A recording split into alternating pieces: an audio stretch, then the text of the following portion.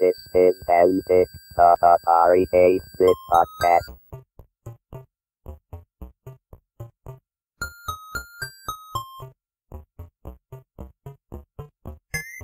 It was a situation where whether you made a good business decision or a bad business decision, more money came in the next quarter. Anytime a dignitary, anytime a rock star came by to tour Atari, they would come and try out the EMI chip. This is an interview episode of Antic, the Atari 8-bit podcast. I'm Kevin Savitz.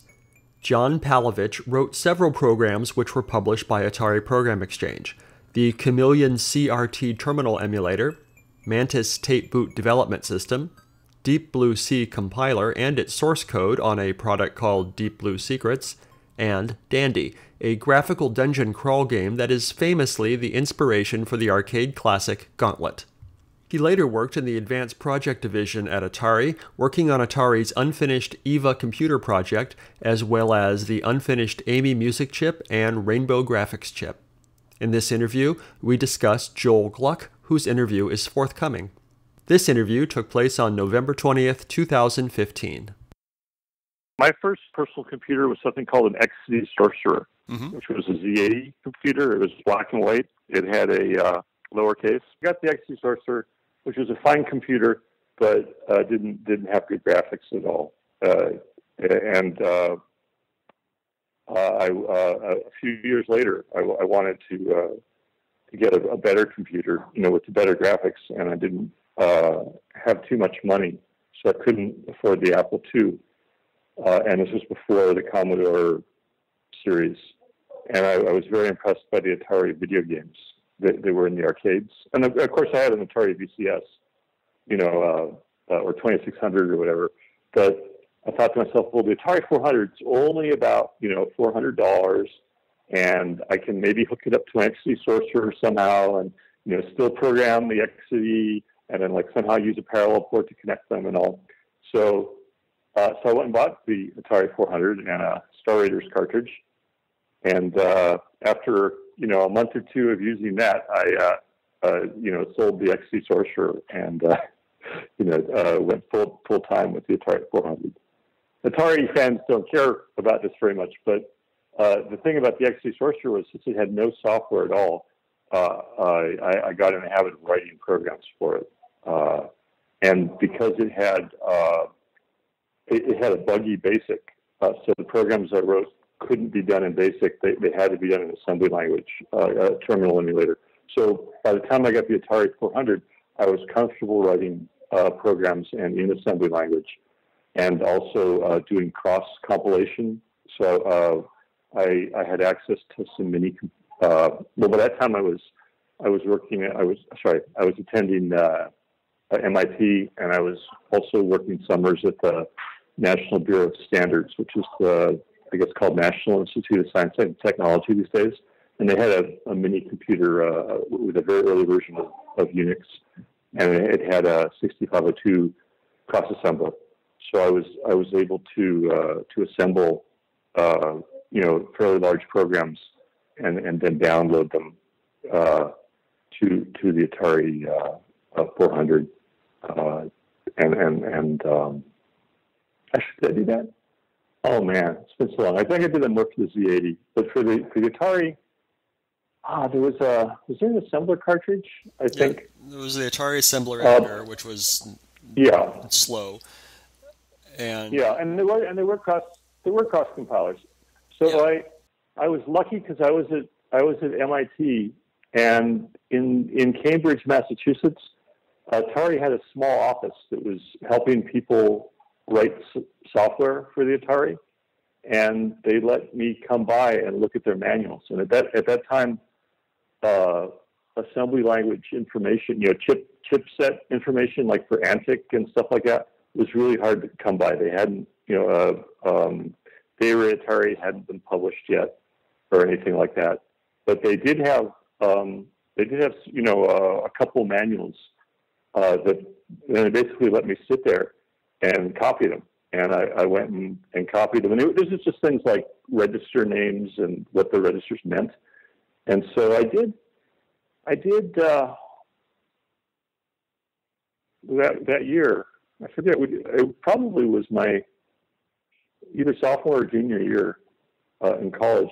I wrote a game that was a copy, sort of a very simple version of Air Sea Battle from the Atari 2600 called Shoot, and I published it in a Compute magazine. I don't know if you remember that from back in the days, and it was and they let me publish the source listing for it. So it was, if you looked at that magazine, when it was published, it had about, when the article was published, there was like a one page on the game, and it had like a basic loader. They had like lots of data statements, and you type it in, and it would play the game. But it also had many pages of the assembly language listing, and that included, I had carefully typed in all of the register, and commented a lot of the registers for the various chips and the various subroutines of the OS. And so people really enjoyed that listing. The game was fun, but it was more the listing that led to. It was the first time a lot of people had seen those registers. The secret information hidden in the source. Yeah. And the missing manual or whatever. So, I wrote a bunch of different little games. I wrote a terminal emulator. Oh, and I guess. So the funny thing about the game was I didn't know about entry points, right? Mm-hmm. So I was trying to get the timer. There was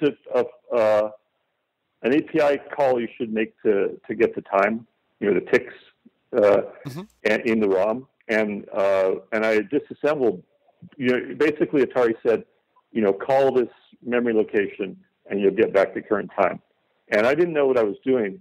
I went and disassembled that, and I saw the first thing it did was jump to another location. So I was like, well, maybe, and I was having trouble. So I said, well, I'm going to not call this location. I'm going to call the place that it jumps to. And that worked fine for the version of the ROM that I had tested with, and that the version that the magazine had. It was just basically the A revision of the Atari 400 and 800. But unbeknownst to us, there was a second generation of Atari computers with a different ROM that it would fail. It just basically didn't do the timer. So when people typed in the game, they would get past. There was like checksums, so it could be, it made sure that you would spend hours typing this in, and then it would tell you that you'd gotten certain lines wrong, and you would fix those lines, and eventually it would load the game, it would boot into it, it would display the copyright screen and the title screen, and then it would hang, waiting for the timer to tick. But it had my name, and it had Jack Palevich or John H. Palevich, Bethesda, Maryland, and that was enough that I must have gotten 50 phone calls in the weeks after article had come out. And the fix was published in the next issue of the magazine. It was just 2 bytes that were changed. You had to call the right address. And I got pretty good at reading that out over the phone to people. It was sort of embarrassing, but it was an early.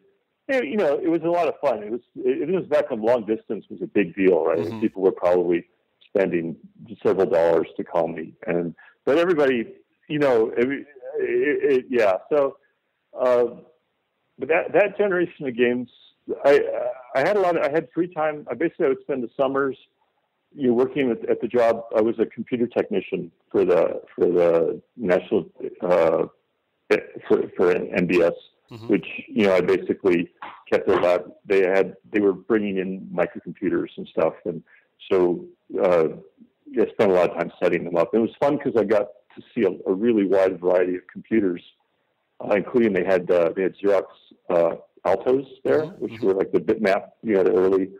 Anyway, it was quite a lot of fun, but it gave me. I did have a lot of spare time in the evenings, and I wrote a bunch of games, and I guess when I did my terminal emulator, which was to hook, because I had the computer account through work, so I got the terminal emulator to talk to it, and I was thinking about wanting to sell it, and Atari Program Exchange had just started up at that time.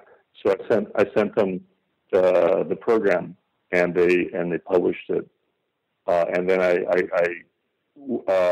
later on sent them a few other programs, debugging utility for cassette tape development, and a game that they rejected.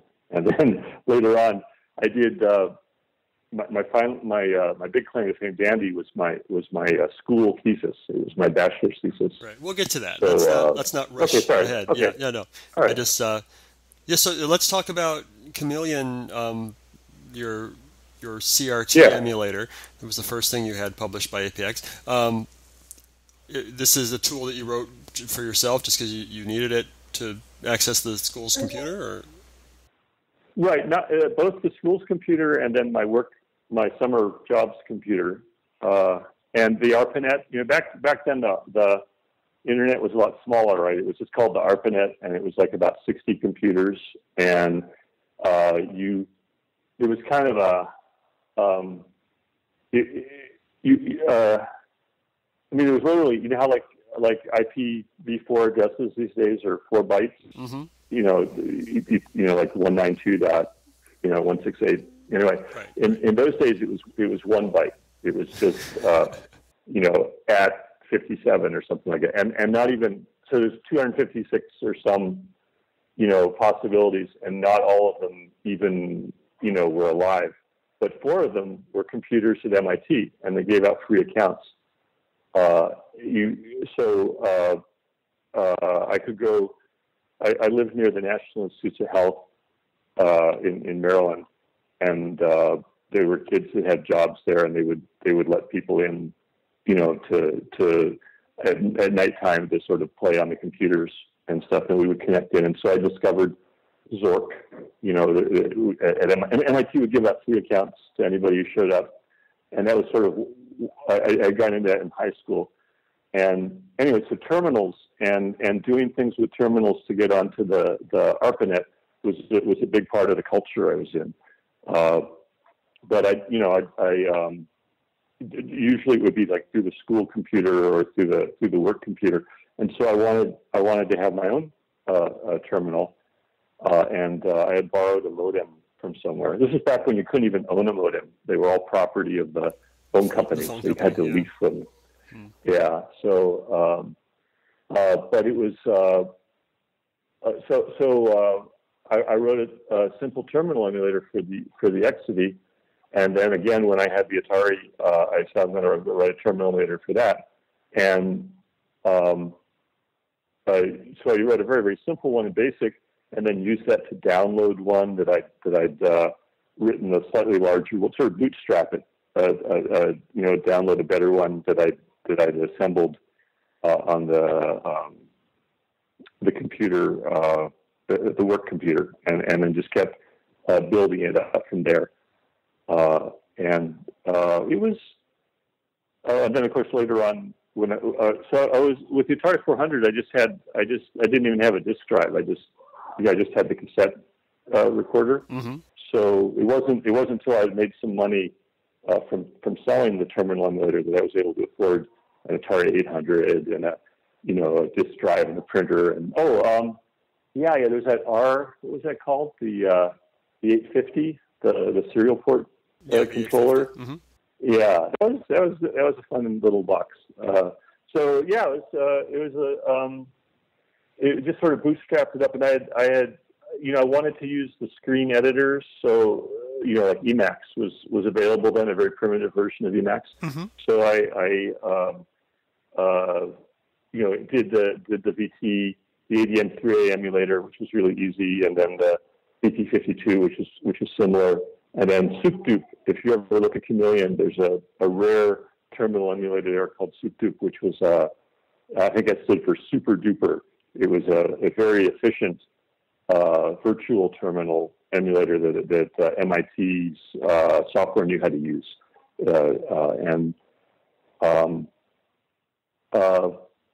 also because Zork and things like that were all 80 columns oriented, and the news groups and the things were all sort of at least 72 characters wide. And of course, the Atari screen was really about 38 characters. If you had a TV, I was using a TV monitor. That's why I put in horizontal scrolling to sort of go back and forth. Yes, I did Chameleon for my own use, and then again, it was sort of fun in those days because you did your own tech support, right? People would just call you up, and always I would get the calls late at night because someone would have been trying to download a file, from some BBS or something, and it wouldn't be working, and they just get so frustrated they'd call. So I got used to doing, but the second version of the program that I sent the code in and they published it, and then it worked, but it had the UI was a bit obscure, but it was dead. It was just foolproof and easy to use and friendly because it just wasn't it was just so. I guess I had the incentive to just not be woken up late at night by people calling. Taught you excellent interface design just so you could get more sleep, right? Absolutely. And actually, the sort of the sad thing, though, was as I went around, sometimes the address on software that I wrote would be like my dorm room or my phone number for the dorm or something like that. Mm-hmm. So I did have this bad habit of I would move to another dorm, and then the poor guy who inherited the old dorm room and number would be woken up late at night for a few months till people got the new location. I would go apologize and say, I'm sorry, But yeah, it was. I also did a free. I did a freeware or open source terminal emulator too that you might find out there. A version of Kermit. You ever heard of Kermit? That was I remember using file Kermit. transfer protocol. Yeah. Yeah. So I did sort of maybe around '83. There was this really great programming language called Action. Did you ever? Yes. Yeah. So that OSS. Yeah. That was such a cool programming language, and I was looking for a project in it, and then I did the Kermit a port of the Kermit file transfer protocol to Action, and gave that away. Published it on the internet at that time. And that was like my first. I think that was my first ever open source software. So I did. Yeah. Anyway, so yeah, Chameleon. I think Chameleon was my biggest moneymaker, and the one that. Well, no, I guess Sandy was, but Chameleon.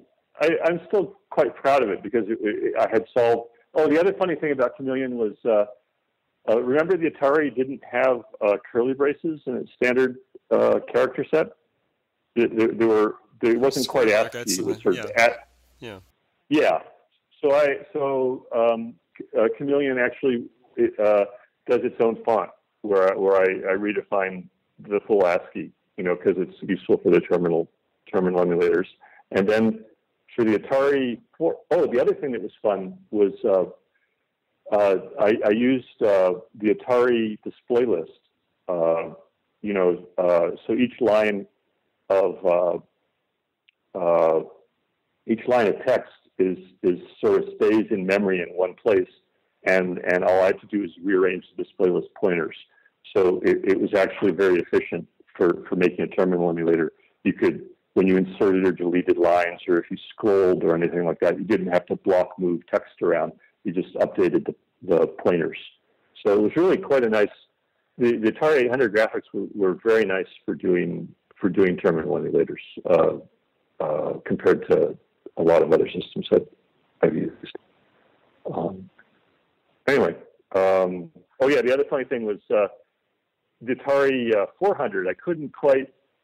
I didn't have enough RAM on the 400 to do both the custom font and 132 character wide screen. So I think I make you choose when you boot which one you want. Nice. I was gonna guess that you made some decent money off that Chameleon because you said you bought a 800 and a disk drive. I mean, that was not cheap. You must have sold many copies of. Yeah. I think I was a kid, and my folks let me, keep I was still, living at home in summers, and my folks were, were paying for my college and stuff. But they let me keep or we sort of had a deal where I could use the money coming in from the software to buy stuff. And I think Atari might have had a discount on hardware I'm trying to remember. Well, anyway, it was only the one drive. I didn't get two. That was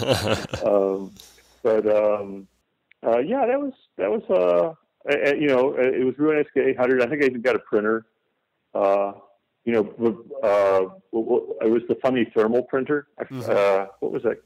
So I don't think I even used the printer very much, because I don't know. But then I just gotten used to using the screen, and just not using printouts very often. Right. I want to say it was the 822, I think, maybe. Yeah. I don't know. I don't know much about it was it was the 40 column one, the one that was kind of like a adding machine tape sort of a thing. Yeah. The only sales numbers that I can remember is when we get to talking about Dandy. I think I hit about 5,000 copies of that. I think that was my best seller. All right. So next up was the Mantis boot tape development system, which I imagine two things about this. Here's my two theories. You can tell me that I'm wrong.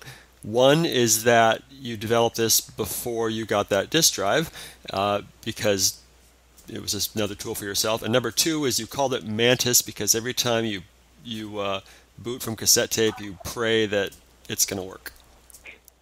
Oh, I like that. No. It was a debugger. See, and a praying mantis is a thing that eats bugs. Right. So, and actually, I got it after. I wrote it after. I definitely wrote it after I had a hard disk, and the reason I remember that is because I actually started writing it a few years before the version that shipped, and I lost my sources to it because while I was developing it, I had a crash that actually jumped into the disk format routine.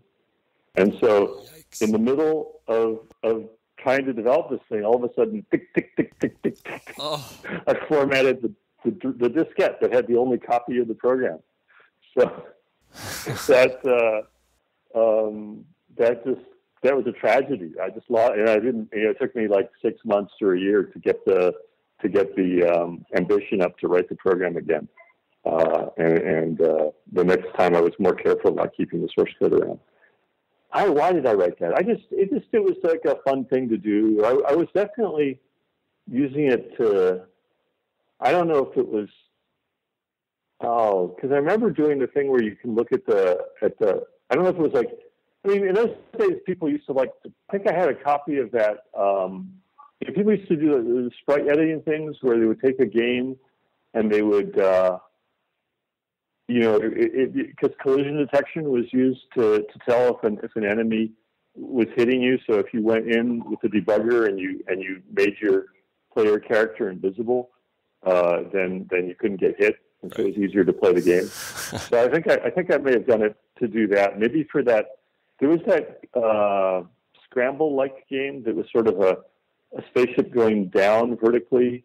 It's the guy that made a lot of money. Yeah, it was like the first big game for Atari Program Exchange. Right. Scramble. Was it Scramble? No, it wasn't Scramble. No, I know what you mean. Every listener knows what you mean is yelling at their. Sorry. So I think I wrote that tape debugger so I could make remove all of the pixels from from the spaceship and play that game. And it turns out if you do that though, you can't win the game because you don't land at the bottom. And you sort of scroll off the bottom of the tower. So you can still, at least, I just wanted to see what it looked like. Right? Yeah. So I was able, So that was a fun game. So you wrote this whole thing so you could cheat. That's nice. Caverns of Mars. Yes. That's excellent game. So did that sell okay? Or was that too niche? No, I don't. I think that was probably my worst seller. I mean, I don't know, 300 copies maybe total. Yeah. It was a not a lot of people wanted that, right? Right, but I think I used it a couple times. By the time I had the 800, then I started writing games multiplayer games, and some of them didn't get accepted. There was one I really regret I didn't ship it. It was do you remember that Kaboom, which Sure. was Activision. basically rock? It was like that with 8 players.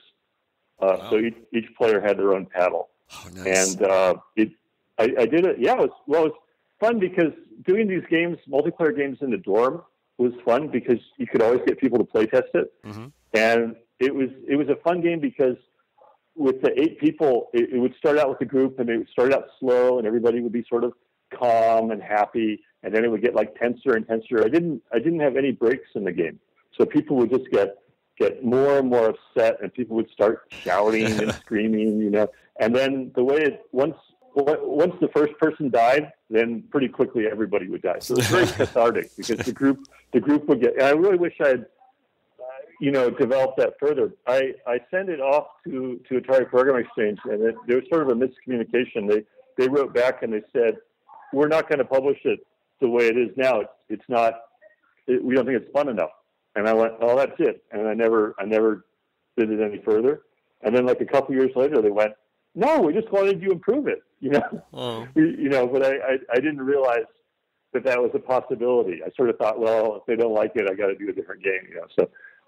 That sounds brilliant. I 8-player regret Kaboom. Do you still have any of your discs, any of your stuff? No, I don't have the sources. I don't have the manuals. It's weird. I used to keep the manuals around. Mm-hmm. Oh, a really nice thing about Atari Program Exchange was they had tech writers that would do the manuals for you. Uh-huh. So there was I had a manual that I sent in, and I think it was Ann.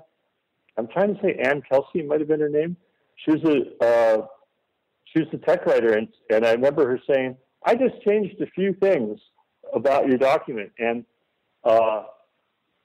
she'd rewritten every single line, and it was so much better. And so ever since, I've just whenever I write a tech document, I basically write it the way that she taught me to write it. Just things about just how to format it and all. But no, the point is, I never. Yeah, I don't know. Well, it was a long time ago, and people always say it on your show, I know, but I'm just saying, we didn't, it's sort of like you put things on the floppy disks, and then each time you move, a few of them get lost, and, after 20 years or 30 years, they're all gone, it's like, yeah, that was on something on some machine anyway. So, no, I've got nothing. I did go through a long phase of rewriting Dandy over and over again. And to actually get the graphics back for it, I went out and found some pirate version of some APX game out there, disc out there, uh-huh. And ran in an emulator and then scraped my own graphics off the emulator. Nice. Well, I found a JavaScript version linked from your website. What other versions have you done? Oh, yeah. If you look on my GitHub account, you'll see there's JavaScript, C, C++. There's an Objective-C one I haven't published yet. I did the version for the Xbox and the Xbox 360. It's kind of, maybe crazily obsessive, but I tried to do one in Lisp, but I couldn't get it done because, the weirder languages like Lisp and Haskell Haskell especially don't lend themselves well to.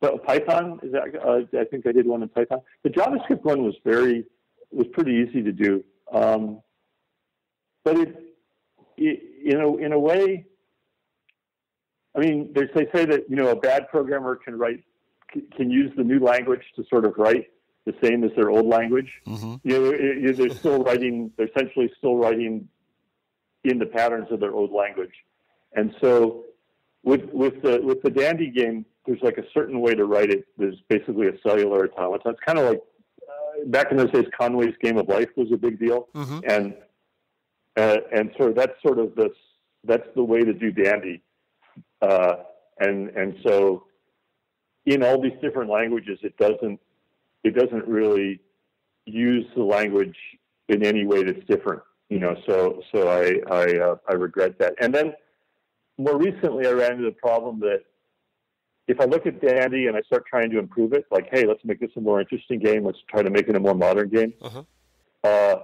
I start taking it in directions where it basically starts to look more like Gauntlet. Mm-hmm. And I didn't, because, what is Gauntlet? But a game that sort of said, well, we've got this basic idea. How do we make a better game in the same model? And so I don't like that to improve Dandy takes me into the same direction as Gauntlet, because Gauntlet's a great game and it's already done. I don't want to do Gauntlet again, So, right. And I don't like what Gauntlet became after the second version was sort of a totally different game. That when it sort of went 3D or perspective, that wasn't the point of the game, right? So what was the point? Okay, we're going to have to go back to Deep Blue Sea later because we're talking about Dandy, which is great. So, tell me, what was the idea of Dandy? It seems like it was another dorm party game in the vein of 8-player Kaboom. Where'd the idea come from? I mean, you kind of, dungeon crawl games totally existed, but they were a very different sort of game. It was more of a net thing. I'd written a game for the XC Sorcerer that was called the Vector Ball. That was kind of a ball bouncing around the screen, and each cell of the screen, the ball looked at it and used that to decide what to do next. So it would bounce off things. So, and then I'd done a whole bunch of Game of Life, Conway's Game of Life games. So I was just very comfortable with cellular automata. But the Dandy game I was going to do that for my school project to get a bachelor's degree. You had to do a project of some sort, and I'd gone to my professor and I'd said, I want to do an Atari 2600 emulator for a Lisp machine. And he laughed in my face. He said, no, emulators are a crazy idea. Nobody would ever use an expensive computer to emulate a game machine. That's absurd. And this was Hal Abelson, the guy, he's one of the two guys that did Scheme. So he said, no, don't do that.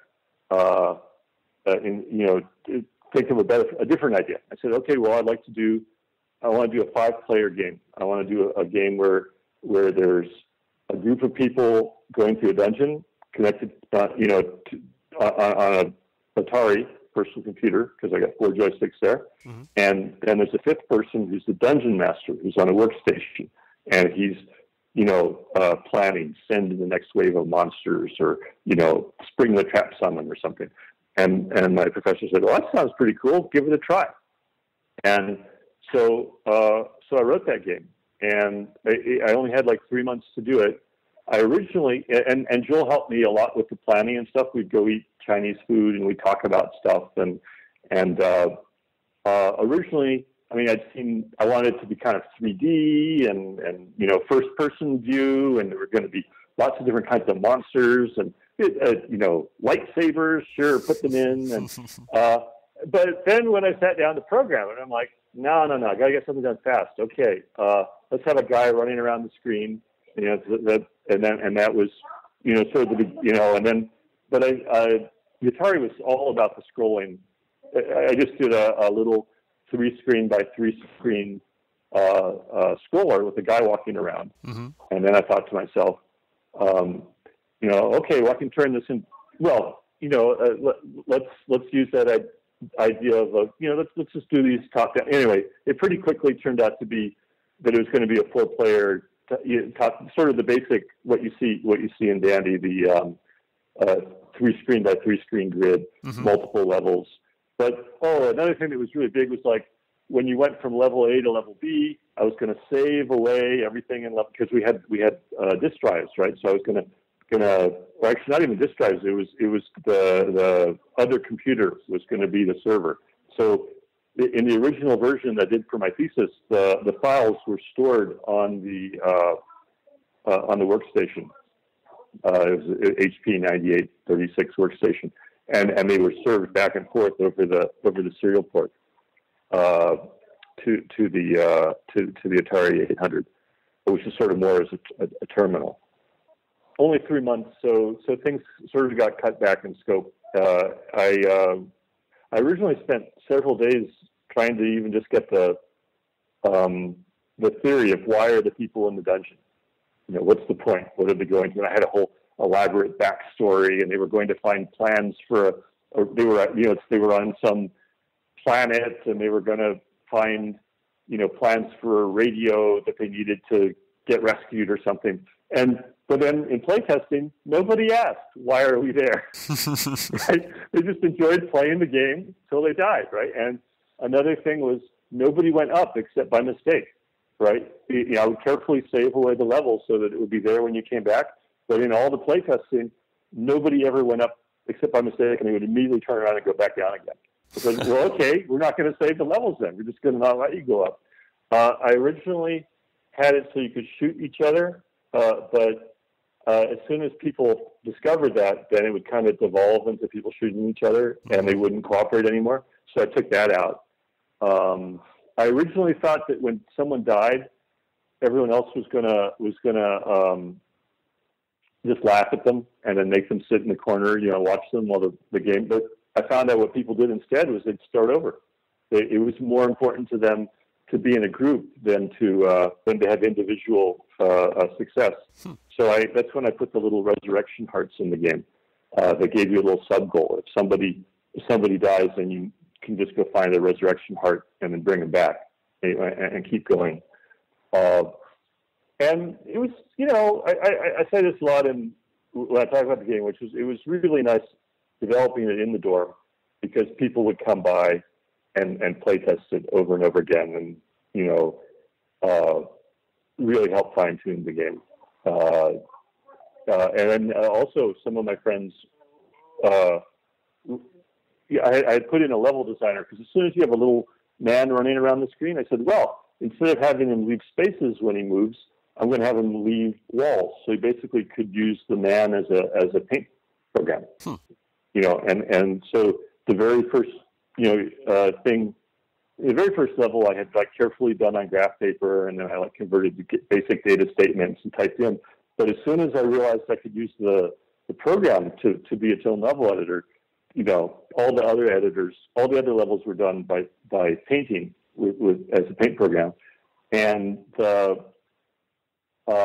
that was even better because it meant that my friends could do the levels. So I think Joel did some very clever levels for the game. He was the one of the emergent behaviors in the game was putting a treasure on the edge of the screen, and then as you run over to get the treasure, it scrolls in to view a whole bunch of monsters that then come and attack you. And he invented that, and I think I remember him, coming and showing the level and just cackling maniacally, as people fell for the trap and stuff. So which I don't know if I don't know if I ever would have thought of that, right? So it was just a big benefit of there being a level editor that people could do these levels, and we, put the game together. I didn't, and got the thesis done, graduated, and so the best thing about the terminal emulator was it got me a job at Atari, because when I went out to interview at Atari, the people I was interviewing with were like, your name's awfully familiar. Oh yeah, we see it every day when we log in, because they used my terminal emulator to get to their mini computer to do their work, and nice. So. Hold on a second. Yeah. Was your thesis was the game originally called Thesis of Terror? Yeah, TOT, Thesis of Terror. Yeah. I just think that's clever. How did it change to Dandy? Yeah. I didn't think Thesis of Terror was going to be a good name, and then Dandy is like D and D, right? It was a simpler time. Right. Intellectual property was maybe not as respected or as well delineated as it is today. I mean, it wasn't even clear what you could copyright or what you could, what you could patent or what. It was before a lot of the case law that we have today. Yeah. I don't remember why I changed the name. I mean, Dandy Dungeon. Not the greatest name, but at least it was short, Right. And to make it into a so to make it into a game to sell at Atari Program Exchange, I had to, make it. We'd get rid of the workstation, and replace that by either the cassette tape drive or the disk drive, and then so I had a sort of a clever thing for the cassette tape version where it was only it would read each level off the tape and then it would stop the tape until it was time to go to the next level. So it was actually a very large game, for the cassette. You got the 25 levels, which was pretty impressive for a cassette-based game. You couldn't. The editor didn't work. I don't think in the cassette version. But did that. I rounded out. Added and removed some levels and stuff. Got it going. And I think I don't think there were sound effects for the. Anyway, so it was improved to ship it, and I had.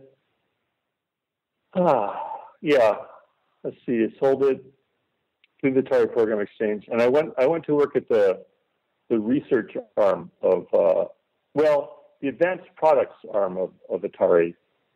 So how'd you get that job? I mean, you finished school and you're just like, then. Yeah, I just interviewed. It was the only company I interviewed at. I was.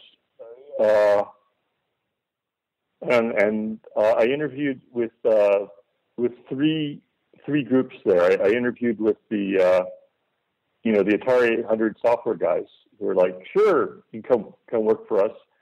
I interviewed with Chris Crawford's game group, and Chris didn't like my game style, so he did not extend an offer to me. But I certainly enjoyed talking with him, and also Doug Crockford was in that group. So later on, I really enjoyed Doug. Doug was just a brilliant, very enjoyable man to talk to about games. And I also interviewed with a advanced product development team there. I think they were advanced. I think it may have been called Advanced, which they extended me an offer, and I took it. And that group was going to be building a personal computer. I believe it was codenamed EVA, EVA, and it had a model for it that was a wooden model. It was the most beautiful thing you've ever seen. It had a rosewood keyboard. It had a really sexy logo with EVA in Roman letters, and there was like a little fig leaf on the V of EVA. And anyway, I was totally sold. It was going to have. This was before the Atari. The Atari 800 was sort of state of the art for Atari. They didn't. It was long before Amiga or Tremels or anything like that. Yeah. And it was also just before Atari. It was about 82, just before the 83 and before things started going south, financially. But anyway. So I was a story. It was going to be two processors. It was going to have a 186 and a 286 processor in it, and it was going to have custom graphics chip, custom sound chip, all this great stuff. So I'm like, sign me up, And I got out there. I was going to do the system software for it. There were like 5 of us, 6 of us that were going to do the system software, and we got started on it. We had 286 development systems and things like that, and it just the hardware wouldn't gel. I think we didn't really. I don't think we really had the tech. Looking at how I know things now in terms of how things cost and stuff like that, there's no way we could have built that. What we were trying to build, we just didn't. And the fact that we were trying was a really bad, was a bad sign. I mean, it was crazy. We didn't. I didn't know any better. My first job out of school, right?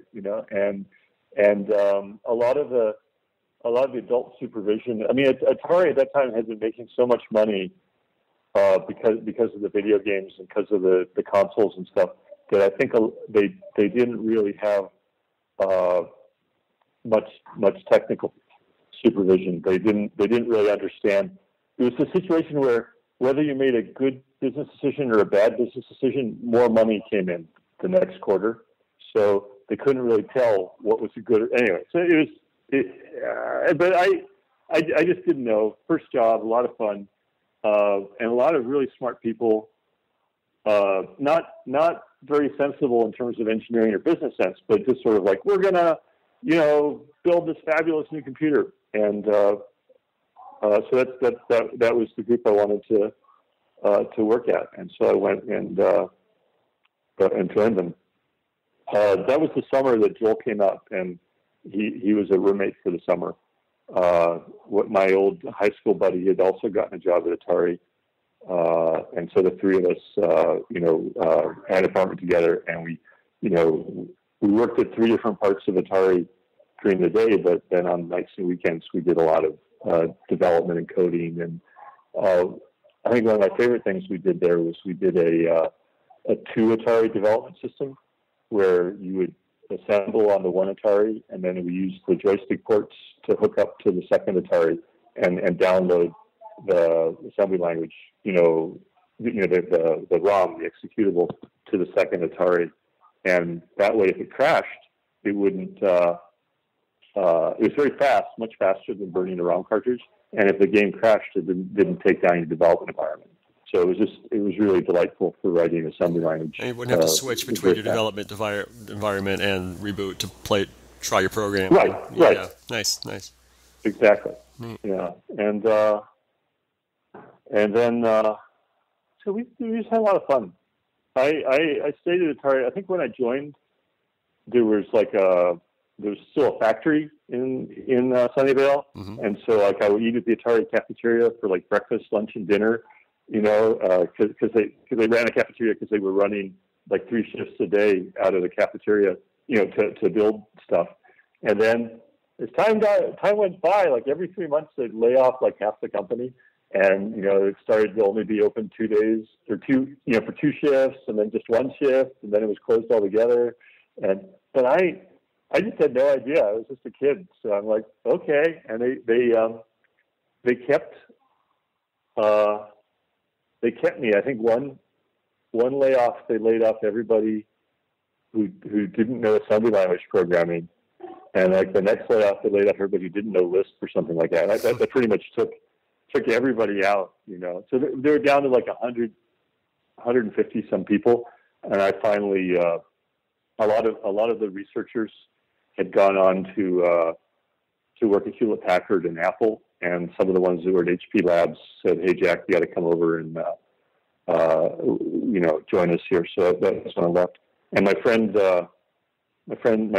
roommate stayed. And so anyway, I stayed at Atari past. Do you just carry the Atari 8-bits? You don't care about the 16-bits? The 8-bits are what we focus on. But if you have a story about ST, you're welcome to tell it. I'm happy. Oh, just that I was on the ST for about 3 weeks, and I got to meet the Chamels and but they hadn't even bought the ST chipset yet, so they were actually thinking of doing a TI instead of using the 68000. They were originally going to use some Texas Instruments crazy graphics chip. What other good Atari 800 stuff? Oh, yeah, I did the Deep Blue C just because I thought C was an incredibly cool programming language. Mm-hmm. The 6502 doesn't have a 16-bit stack pointer, mm-hmm. so it's relatively hard to do a C compiler for the 6502. I was porting Ron Kane's small C compiler, which was originally a 8080 based C compiler, and so I effectively did an 8080 simulator, and that's how the Deep Blue C works, is in terms of that 8080 simulator. It's not very fast, and so it compiles itself, and you can get the source code, and it's got a linker and all, and it works. But as soon as I saw Action, Action was done by a guy. He had the insight that the way to do a fast compiled language for the Atari 8-bit machines was to avoid recursion, and to keep the local variables, adjacent to the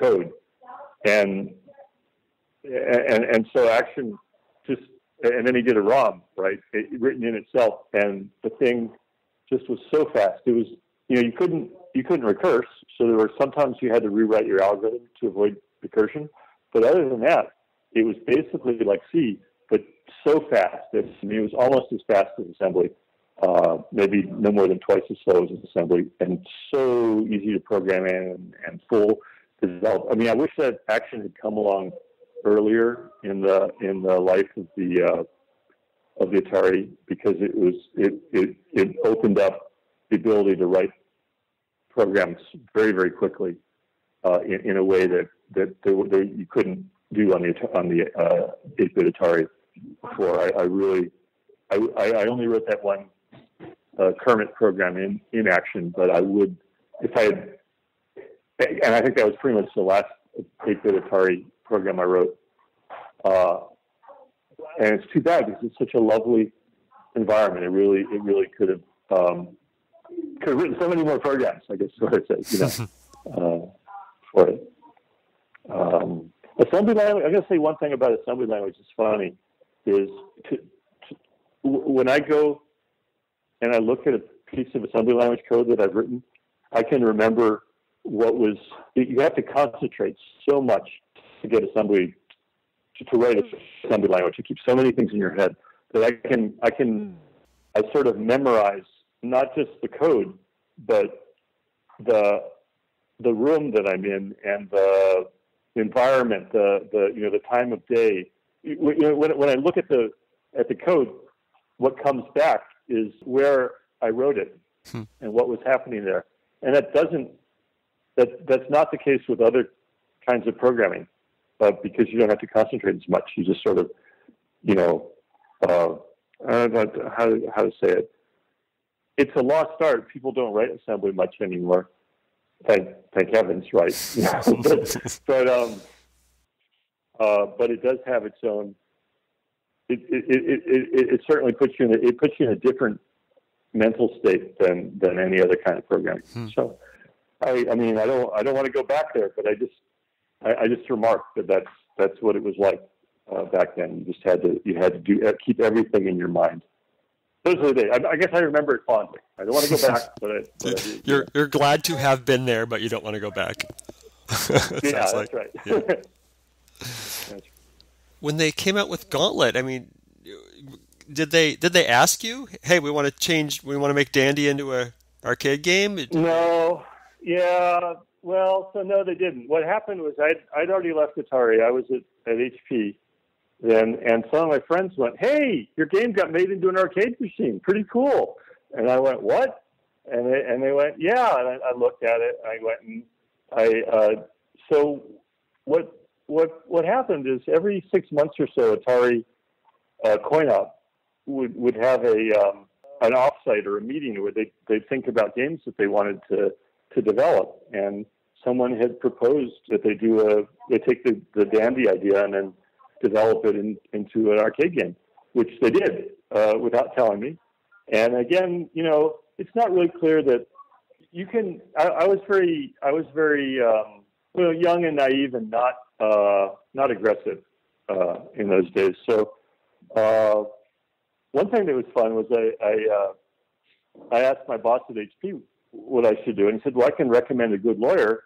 And so I got Fenwick, Davis, and West, who's one of the premier IP property lawyers, just as a favor to my boss, consulted with me, and like for $500 or something, they gave me advice and stuff. And what I wanted was the right to continue to develop and sell my own version independently of their version, and they were happy to give me that they were happy. They gave me an arcade machine. They were worried because I think had I been smart and aggressive, I might have been able to go for for royalties or for payment. I do regret. We discussed screen credit, and they're like, "Oh no, the ROMs are done. We're not putting any new screen credit." And I went, "Oh, okay. Well, if they're done, if the ROMs are done, that's a good point." So I didn't realize, of course, there'd be new versions of the game and new ROMs or anything like that. So that was a mistake. I guess the other thing that came up was I had done the work originally for my school thesis. So one question is, was my school, did they have any property rights? And I went and I talked to my advisor, and he's like, we're not going to get into this, because MIT doesn't like video games, and this is a long time ago before anybody thought there would be money in video games, so they didn't want to pursue it at all. But I was kind of worried if I went and tried to sue for my rights, maybe I'd end up having to give all the money to the school anyway, So better to just sort of make sure that I had the right to my own IP, and then just let them go their own way. I think a more ambitious person could have made decent amount of money on that. I think it was a very popular. Gauntlet was a very popular game, but what are you going to do, right? And I certainly I got a lot of enjoyment out of they gave me a Gauntlet arcade game, and I had that for many years, and then played many games of Gauntlet. I finally ended up around 2000. It just wasn't cool anymore, so I sold it and moved on. The arcade machine itself by that time was, the screen wasn't working right, and the joysticks were sticking and things like that. But and if you look at their game, clearly it's based on Dandy, but they did so many improvements. They added the many different kinds of monsters. When I did Dandy, there's basically just three kinds of monsters in Dandy, and two kinds. There's the generators, which come from the game of life. The idea that they shoot out other monsters. But then the actual monsters just come in three sizes, and that was sort of the limit of my ideas of how. All they do for AI is they run straight towards you, right? So I wasn't really, at that time, I didn't really have any ideas for how to do monsters. So it's kind of fun to see when they did Gauntlet, that was like essentially the Ghost equivalent. What my monsters turned into were the Gauntlet ghosts. And then they invented all sorts of, they really played with the ideas and started to say, well, what if monsters, could hit you rather than be one-hit kills? What if they could put projectiles at you? What if, so they definitely did a lot more exploring of the space, because they were professional game developers. Right. Yeah. So, oh, well. They did things that made the game worse, right? Like they suck your health down every few seconds because they want you to put another quarter in and stuff like that. And they also made it endless, which I don't think that's, I prefer that there's an end to the game, so. But they had different motivations. They needed a quarter eater, and you wanted a different kind of game, so. Right, absolutely. I also regret that I never developed the Dungeon Master side of Dandy. It's still there.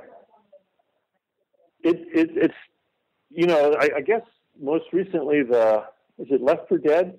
There's some zombie game where they have what they call the AI director that decides when to send in the next wave of monsters and stuff. It's generally, I think that was maybe what I wanted to go towards, because in an asymmetrical game, it's hard to do a game where you've got some players doing one kind of thing and another player with a different view doing a different kind of thing, because sort of the whole DM thing. Oh yeah, I should explain. I never played Dungeons and Dragons. I was in junior high. I was out of the U.S., so I missed the initial D&D craze. And when I came back, I bought a copy of the rule set, but all my friends had already gone on and finished playing it. And so I read the rules, and I thought it was really cool, but I never had a chance to play. And then, so I think Dandy did.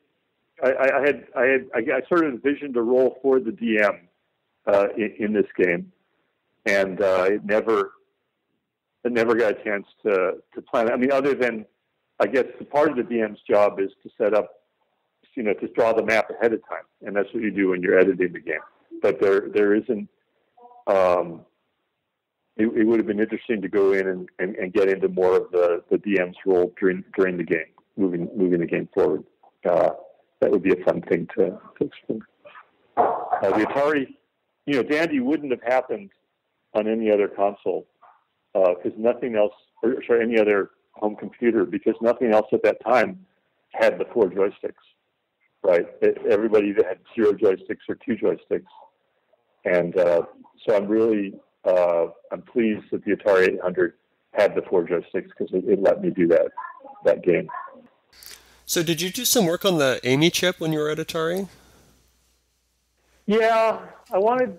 the Amy was just for background for listeners, the Amy was a sound chip that was never really released, but it was supposed to be awesome.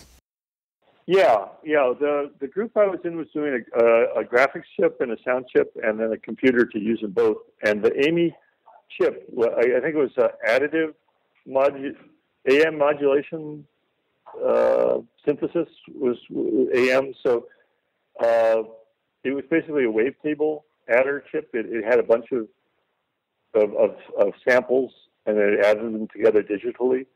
And so the sound was really good. I helped out by writing some MIDI drivers for it, and I don't even remember what I did, except it was like a couple of weeks' work.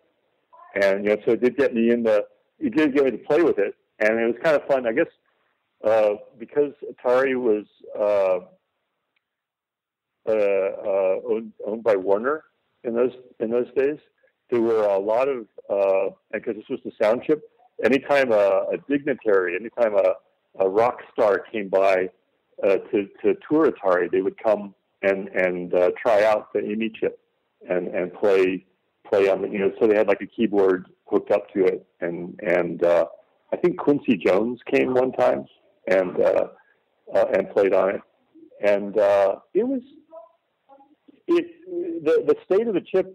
It was, in those days you built stuff by doing wire wrap prototypes, and so there was this giant 3-board prototype of the Amy chip that was the one in existence, and it ran, and there was a driver to help send it MIDI notes and back, and that so it was just that little driver that I worked on, but I think the sad story about it was they then. So they proved out the design at the discrete TTL logic level, and then they went and they did a mask. You basically had to lay out the masks by hand in those days. I mean, they had a CAD machine, so they did it on CAD, but basically it was mostly manual work. And they did the first spin in the silicon. And just after I left Atari, I heard that it didn't work. That basically they were flaws in it, and they didn't have any money to do any further spins, so it got canceled. It was quite a nice. I mean, a lot of them were. I think a lot of the Sound Blaster era chips worked, or even some of the. I mean, it sort of in those days. Knowledge wasn't evenly distributed, right? And so people would just try stuff and see if it worked. And I think, looking at it as a business, it really wouldn't have worked to have cost-wise, it wouldn't have worked to have a sound chip separate from a graphics chip separate from a CPU. Just would have been too many chips, right? Compared to something like the Amiga or even. What they were trying to do was right. It's just they needed to wait for a couple more revs of Moore's Law till you could do it, on a smaller chip or just a part of a chip. AM synthesis is definitely how even today how most sounds are made, right? You have wavetables and you mix them and you add them together, basically. So it's just that at that time it was a little bit too big for what they're trying to do. Yeah. Any other unpublished things that we didn't talk about? You mentioned a couple. Well, I really, basically that one game, the sort of the Avalanche clone. What did I call it? I think that was the sort of the one unpublished. It was pretty easy to publish things in those days, right? So there was the graphics chip Rainbow we worked on, but again, that was the Rainbow graphics chip ended up being on three chips, so it wasn't going to be cost effective, but it was sort of the ultimate sprite chip. It had any number of, it did Painter's algorithm, and it did any number of bitmaps of, any, 1-bit, 2-bit, 4-bit, 8-bit, and with transparent, not alpha transparency, but with particular key color transparency. And that would have been, and it could scale them, by integer numbers. This is pre-Amiga, so it didn't have as many. It would have been similar to the Amiga. Didn't have some of the fancier tricks of the Amiga, but it had its own charm, and we had that got as far as the software simulation stage, but then they couldn't get funding to do to do the actual chips for it. This EVA design, one of the interesting things about it was that it had the idea of a bus that went out the back of the computer, and you could have slices. You could keep stacking boards onto the back, and each board was going to have its own power supply and I/O ports, So the idea was you could,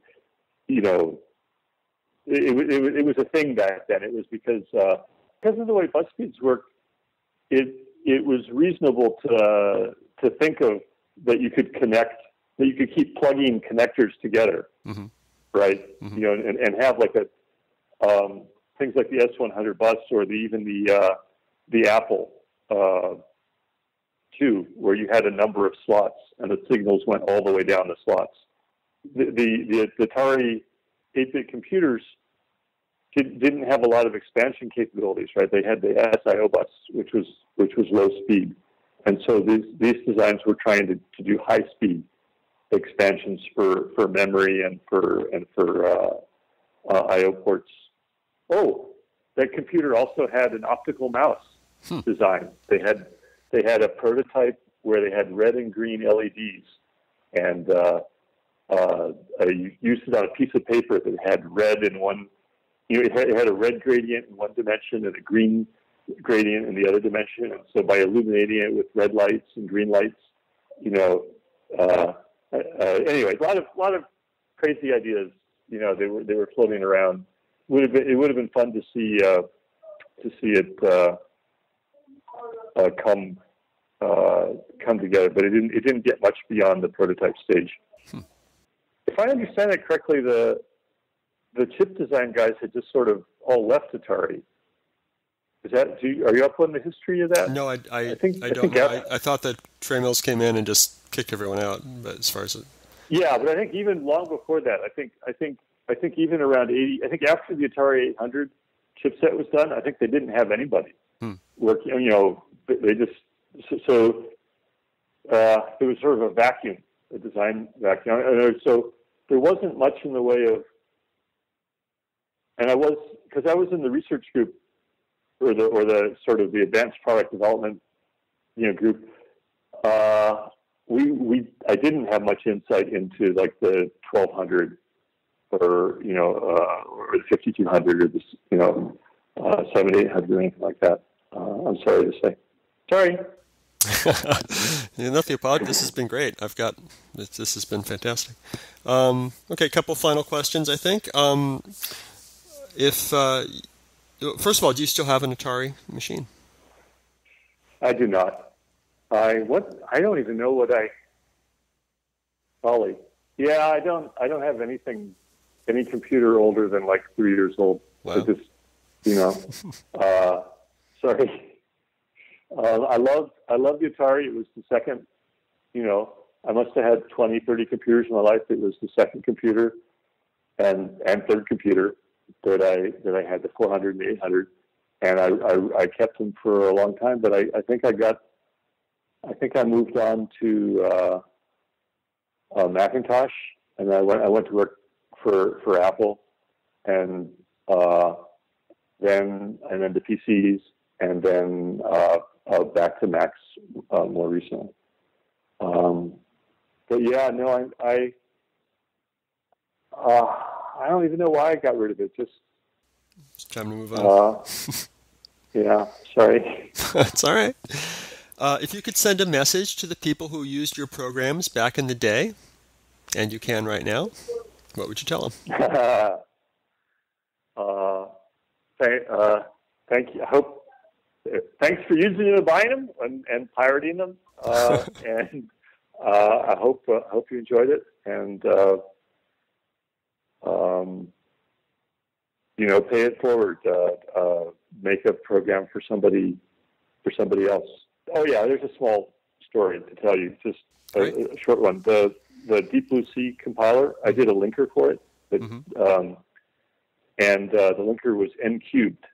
Basically, it got really slow when you tried to do larger programs, and it came with a source. So people, all sorts of people all over the world have made better linkers and have sent them to me. And I really appreciate that. It's humbling, when people can take your program and can make it better. Also, I've seen collections of Dandy Dungeon levels that are very creative. It's just people. It was neat to see people do that.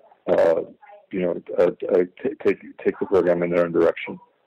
But I don't know. It was a really nice computer, and I'm very happy to, proud. I'm proud of what I did, writing on it.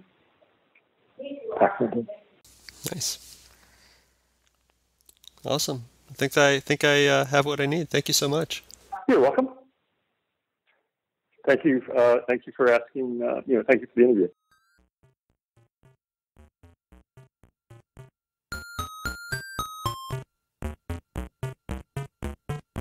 If you enjoy these interviews and would like to contribute something, I encourage you instead to donate to one of our favorite organizations, the Internet Archive, at archive.org. The Internet Archive is a nonprofit digital library with the stated mission of universal access to all knowledge. They've done incredible things to preserve computer history, including hosting thousands of programs in an in-browser Atari emulator, creating the Wayback Machine, and offering full-page scans of countless Atari computer books and magazines. Make your tax-deductible contribution at archive.org/donate.